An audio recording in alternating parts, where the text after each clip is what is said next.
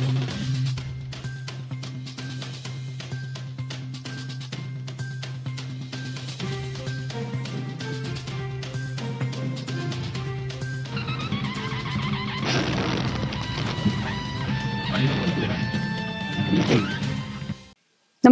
आपण पाहता हिरकणी न्यूज.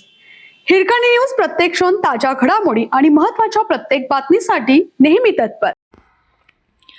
बेळगाव जिल्ह्यातील बेकायदेशीर सावकारी मोडून काढणार. बेळगाव जिल्हा पोलीस प्रमुख राम राजन यांचा बेकायदेशीर सावकारांना इशारा. अवैधरित्या बेकायदेशीर सावकारी करून संपत्ती गोळा केलेल्या आणि गोरगरिबांची आर्थिक पिळवणूक करणाऱ्या सावकारांचा सर्वे करा आणि त्यांच्यावर कडक कायदेशीर कारवाई करा. दिवसेंदिवस बेकायदेशीर सावकारी करणाऱ्यांच्या बद्दल तक्रारी वाढत असून बेळगाव जिल्हा पोलीस प्रमुख राम राजन यांनी या सर्व प्रकरणांचा तपशील मागून घेऊन बेकायदेशीर सावकारांच्यावर कारवाई करण्याबाबत संबंधित जिल्ह्यातील सर्व पोलीस स्टेशनला सूचना दिल्या आहेत. बेळगाव जिल्हा हा महाराष्ट्र कर्नाटक बॉर्डरवर असल्यामुळे महाराष्ट्रातील सावकार सुद्धा आतणी, चिकोडी, रायबाग, कागवाड, निपाणी तालुक्यामध्ये आपल्या सावकारी धंद्यांचे जाळे पसरले असून अशा सावकारांचा शोध घेऊन ताबडतोब कारवाई करा, असा सज्जड इशारा जिल्हा पोलीस प्रमुख यांनी दिला असून पोलिसांची यंत्रणा गतिमान झाली आहे.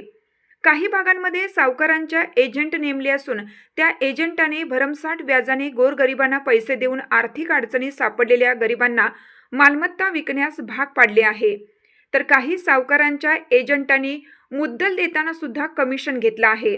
यानंतर व्याजामध्ये सुद्धा कमिशन 10 ते 20% व्याजाने पैसे देऊन गोरगरिबांची पिळवणूक करून एजंट सुद्धा गब्बर सिंग बनले आहेत.